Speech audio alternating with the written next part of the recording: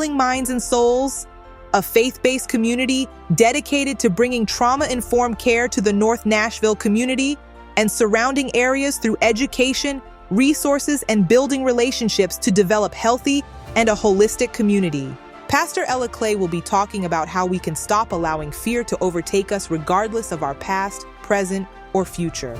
Come and learn how to recognize signs and symptoms of trauma as we understand the emotional, physical, social, and spiritual impact of traumas. We will unpack the meanings of vicarious traumas and how to avoid moral injury as we actively avoid re-traumatizing ourselves and others. Let's learn together how to navigate life challenges of grief, trauma, pain, and/or isolation, and discover our innate strengths of courage, kindness, trust, perseverance, and become better equipped to experience a newfound confidence by not letting circumstances define our current existence or future selves. Join our show today with Pastor Ella Clay. She serves as senior pastor of the historic First Community Church and executive director of Healing Minds and Souls, 1815, Knoll Street, Nashville, Tennessee, 37208.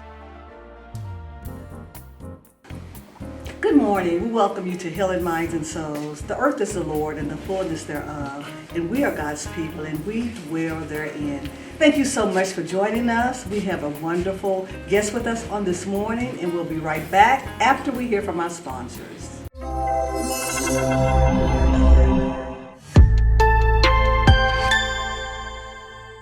Are you passionate about music and eager to showcase your talent? Join us every first Monday from 6 p.m. to 8 p.m. at Jefferson Street Sound, where we're reviving the vibrant musical legacy of historic Jefferson Street with our open mic nights. Whether you're a solo artist or part of a band, this is your chance to shine in a community that celebrates creativity and diversity. Start your month on a high note. Bring your music and let Jefferson Street echo with the sounds of inspiration once more. Start your month off right. Be part of bringing the soul back to historic Jefferson Street. Come perform, listen, and let the music flow.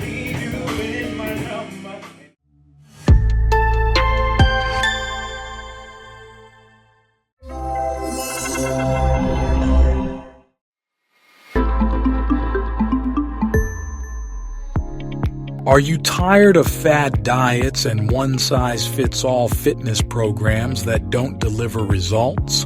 Fitness Nation USA's Bodied by Jen and Jen and Juice offer a comprehensive wellness solution tailored to your unique needs.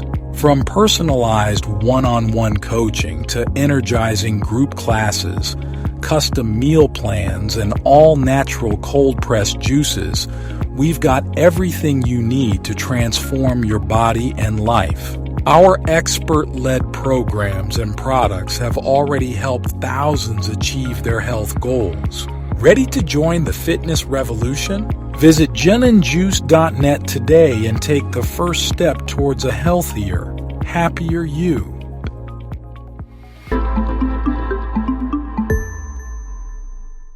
Advertise your business or ministry on the North Nashville online TV station. Every commercial you have seen was produced by North Nashville Production.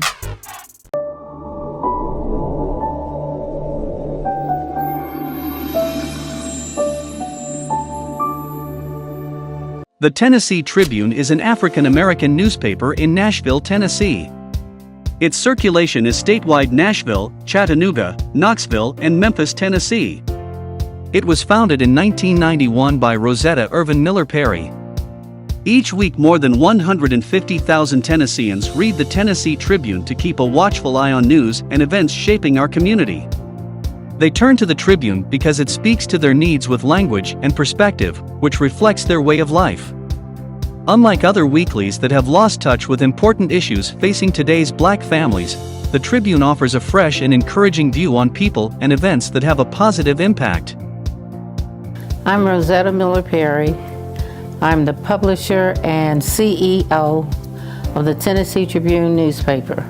I've been in business for over 30 years.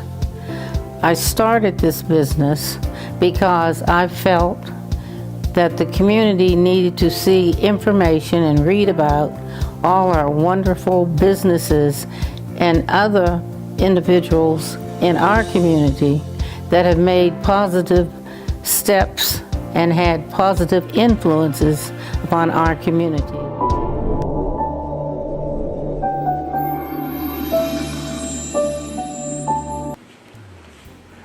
On this morning, we have the Reverend Dr. Kate Fields.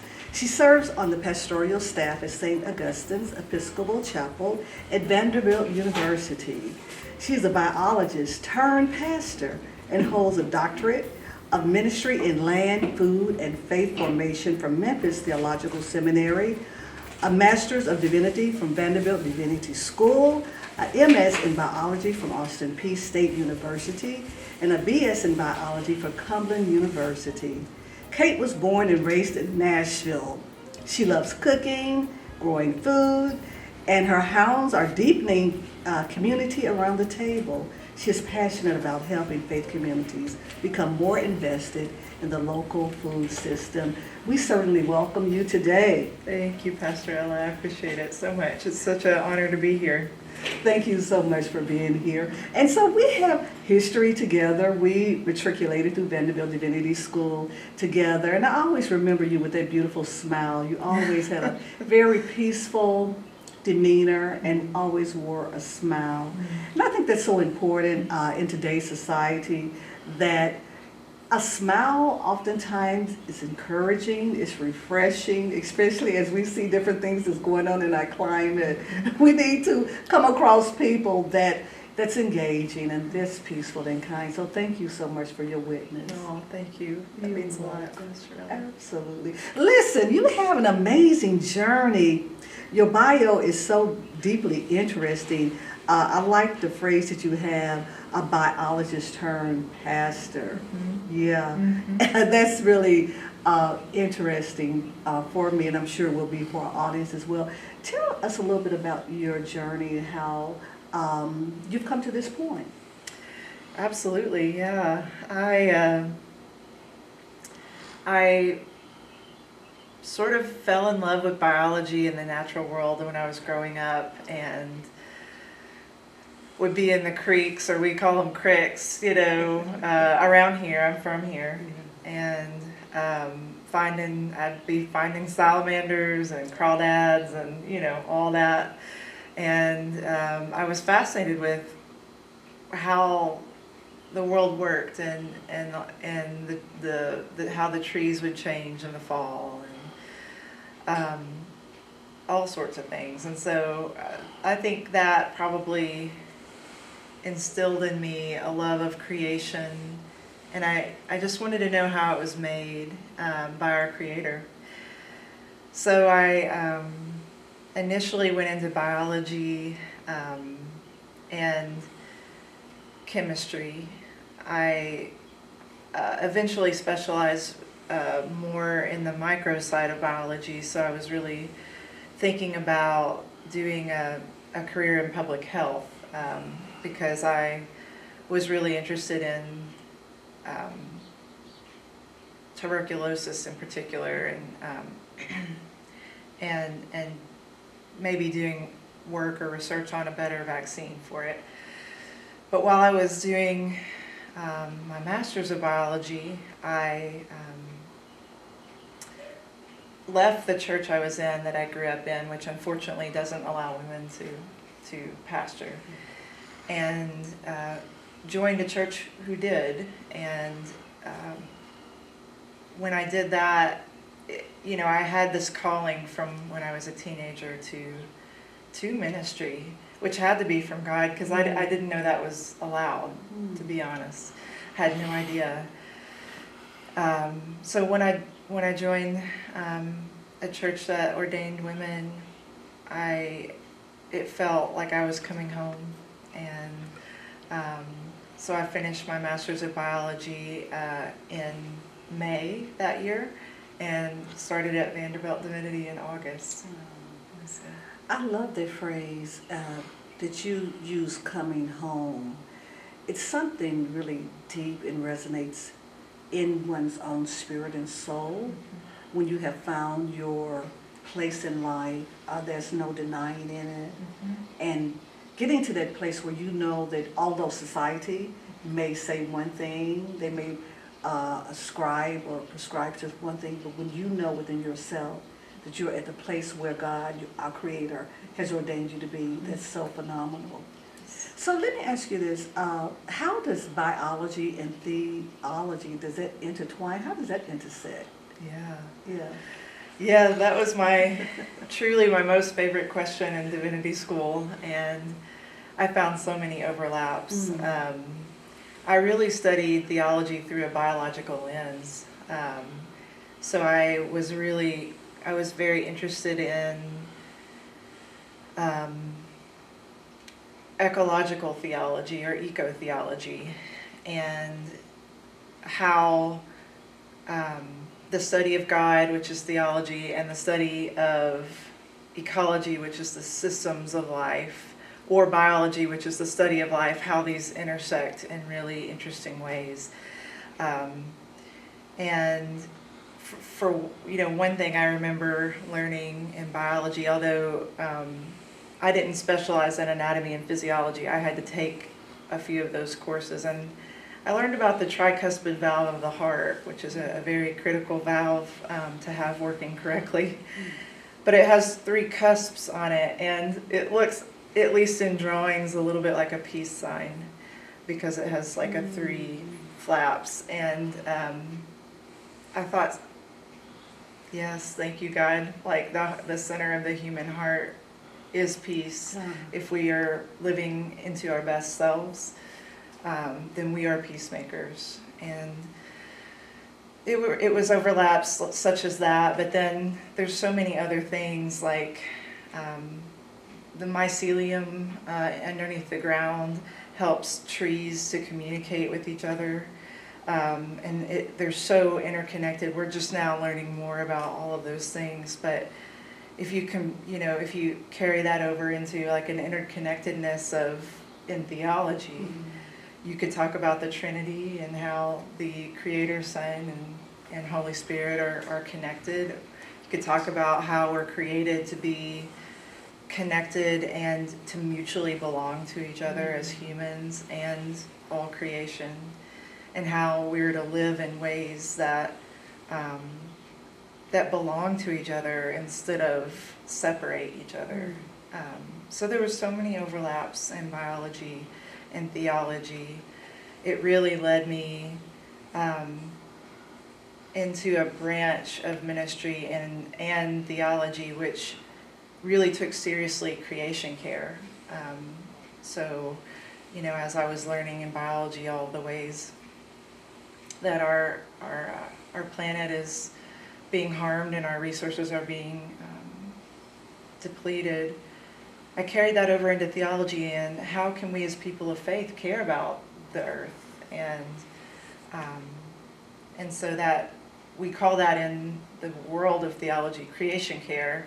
And so how can we take care of God's creation in a way that's accountable and in a way that is a mutual belongingness, where we care about the plight of creation as well as what we need as humans to live as well. So that's how all that sort of coalesced in a neat journey, a neat way. I always use the phrase, God is so smart. Yes. Yes. The intertwinedness, the interconnectedness with just about every subject, with every subject matter, right? Because He's the creator of all things, so certainly God knows and knew exactly what God was doing when God created all of this beautiful, amazing, this world for us to live in. And so I want to ask you this other question. So how do you see theology and food? How does that interconnect? Yes. So because I cared and kind of got into that eco-theology creation care branch, I began to study it a lot and learn that one of the best ways that we can take care of creation as people of faith is the food system. And so a big piece of that is eating as locally as we can, so that we're eating really healthy food for our bodies because it was just grown maybe the day before or the day before that, but it had just been picked.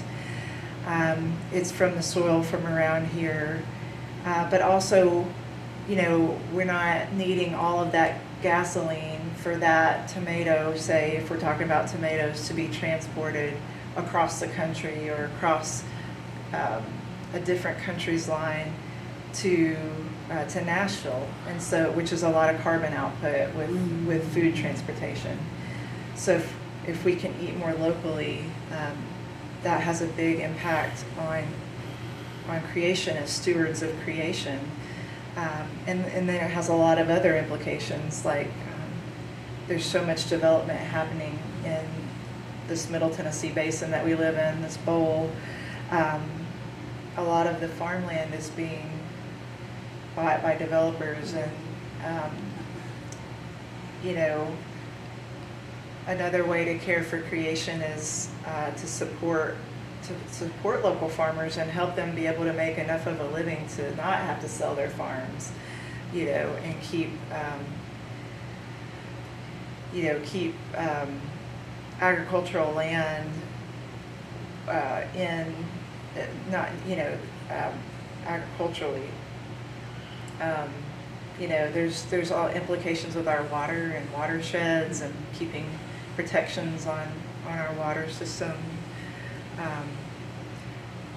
But those are some ways that I became interested in the food piece. But the spiritual aspect of that for me is that in the Episcopal Church, we take Eucharist every week, or communion. We consider that an integral part of the service.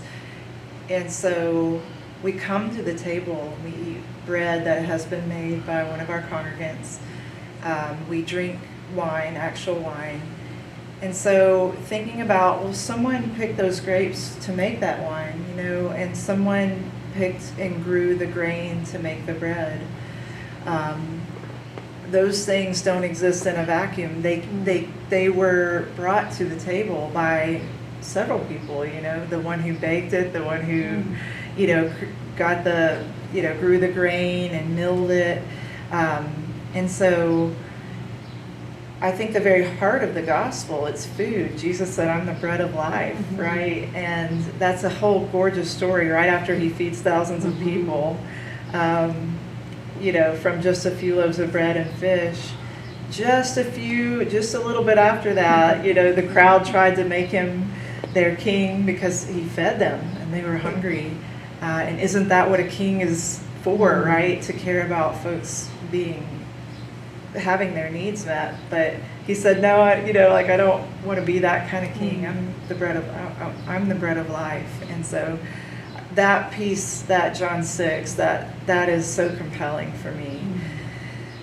And that's why I think, in a lot of other ways that I won't keep rambling about, but that food is at the heart of the gospel. And so as followers of Christ, I believe it's integral in our discipleship to care about food. And I'm reminded of that every time we take communion. It's the heart of our worship. It's the heart of our faith. So Wow. yeah, food and faith. Yeah.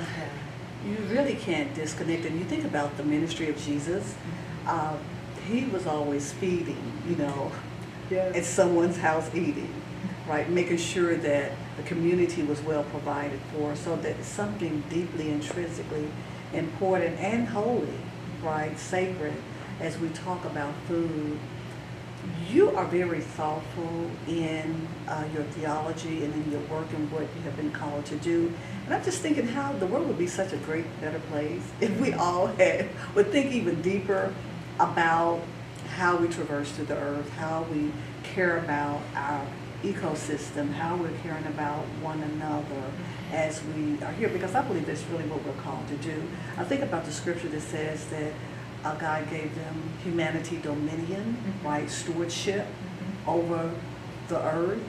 And if we took that more seriously, we would have such a much better world. However, we know because humanity has its many, many challenges. Many people say we have a fall in humanity because a lot of people have turned their backs on God, that we're in the condition that we're in now. And with that, we have a major issue with food insecurity. And I know you do a lot of work on that. And so can you share the importance of food security, food sustainability, and the difference in it? And why do you think some people have so much and others don't have enough? Mm-hmm. Yeah, for sure. Yes, absolutely. Food security is so vital to one's just the ability to get through the day, to know, okay, I know what I'm going to have for my next meal. That's such a basic human need. But if you don't have that security of knowing where your next meal is coming from, it's frightening, particularly if you have children or those who are depending on you. It's stressful, it's frightening, it's so many things. And, you know, as I look at how much land we have that is able to grow on in Middle Tennessee, we have enough land to grow food for this entire area. I mean, it is being developed quickly, but we still have enough land to grow for us all to eat well in Nashville. And I mean, that's right, that would be the goal, that everyone would have fresh, locally grown food that's appropriate to their cultural traditions, and that they have a sovereignty over in buying and or growing themselves, so that's a piece of it, because sometimes food might be available, but it's not healthy food, right? It may just be like a gas station close by that isn't able to offer, foods that are rich in proteins and vitamins, like our fruits and vegetables and meats and things of that nature. And so the accessibility of fresh, healthy local food is something I care a lot about for Nashvillians.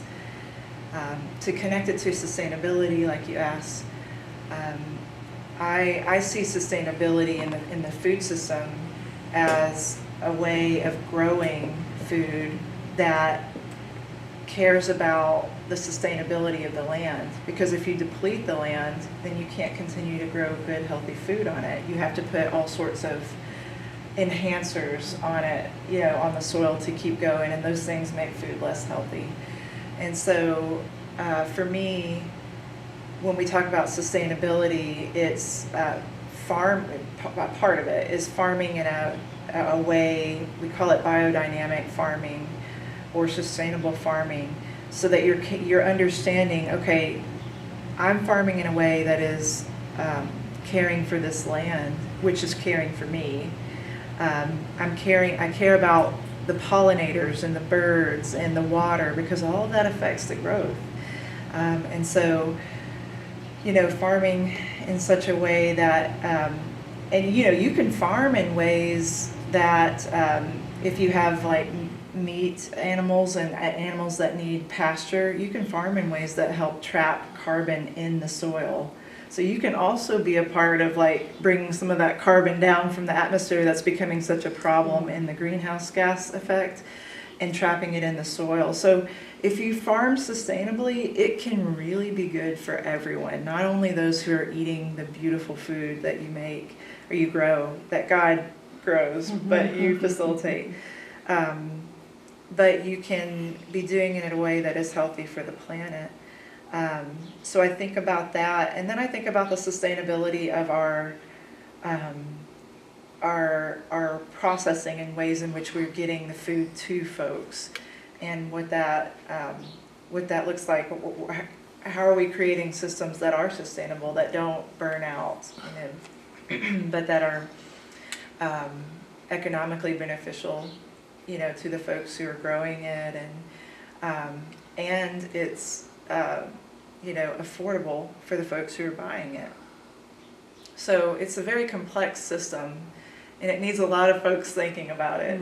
But I think faith communities have a big role in the food system. So.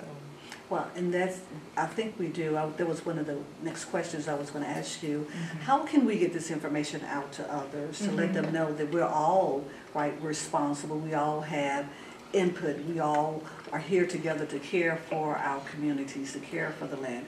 What ways, other than faith communities, do you think that we can get this information out to people? Ways other than faith communities? That's a good question. Well,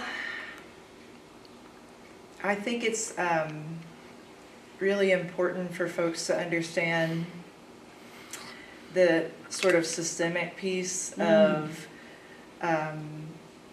how sometimes it's the folks who aren't in areas that can access fresh food. It may not be. It may be intentional, unfortunately. Communities that have been blocked from fresh access to food, like folks need to understand sometimes that is, it's not, I think that it was planned systemically that way, and I call that evil. So understanding that, but then also understanding that folks, if you have any land at all, even just a little bit, we can all be considering growing our own food. So I think it's important for us to learn how to cook fresh foods, what we can grow in this particular zone in the Middle Tennessee Basin, like when to plant, what can be grown, how we can share that with our neighbors.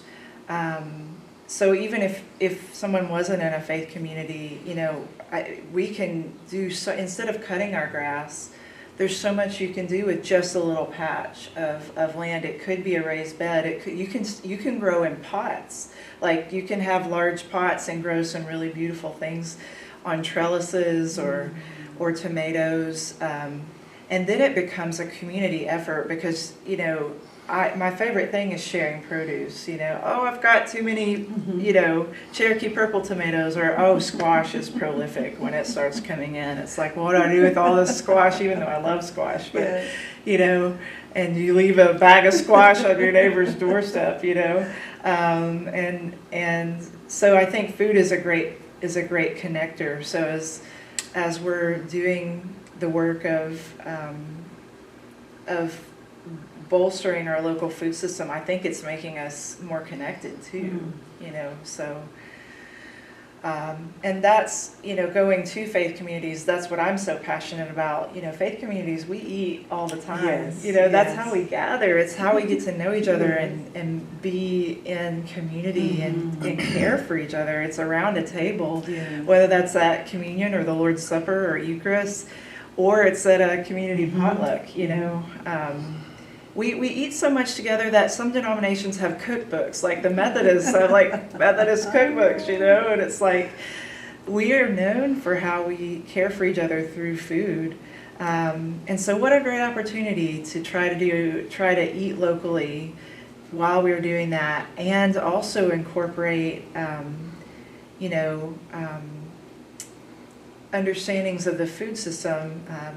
Many churches have food pantries, which is I'm really thankful. I think that's really stood in the gap for folks who are experiencing food insecurity. But going a little further than that and looking at the food system and asking, well, why is food insecurity a thing? Why is it happening? And getting to the roots a little bit further. And I think so many churches, doesn't matter the denomination, doesn't really matter the stances, the theology. Folks in churches, people of faith generally care about hunger. Yes. And I think it's something, despite our theological differences, that we can all get behind and do something about. So. Thank you so much for that. And I think I'm glad you addressed the systemic issues too that are partly responsible for the food insecurity challenge that we have.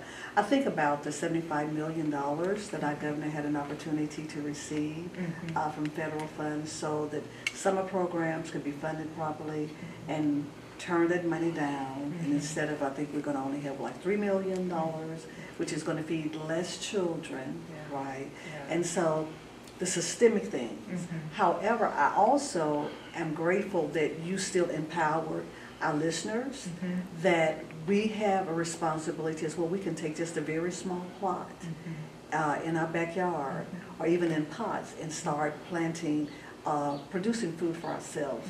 There, again, there's a responsibility that we have to take. Sometimes we just have to take Yes. whatever those opportunities are and do the best that we can with them, and God will bless us the more from that as well. Thank you again for being here. Do you have any final words to our audience on this morning?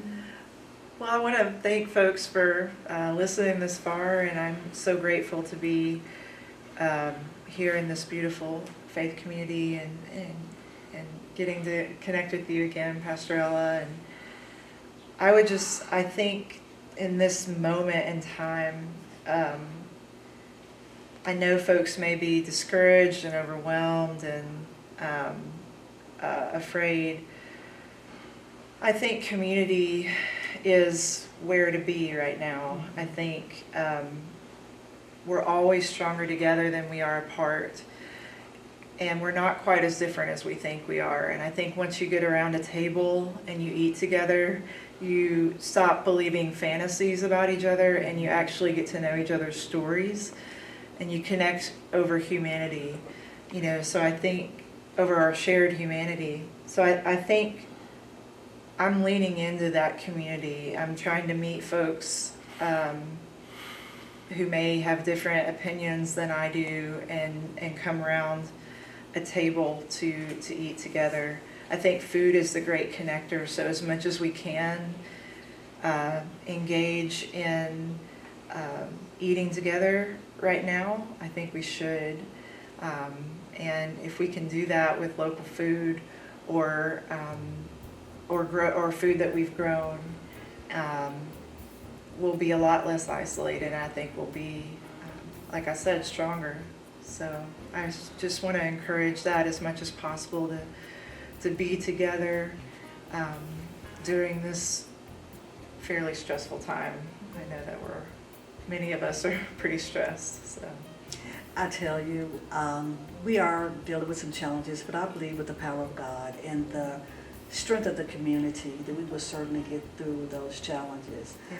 For the Word of God says that we are one blood, that we are one nation. We have more in common than not. And remember that you're made in the Imago Dei, the very image of God. Go out, produce, do what God has called you to do, and God will bless you. Thank you so much for joining, and we'll see you again on next week.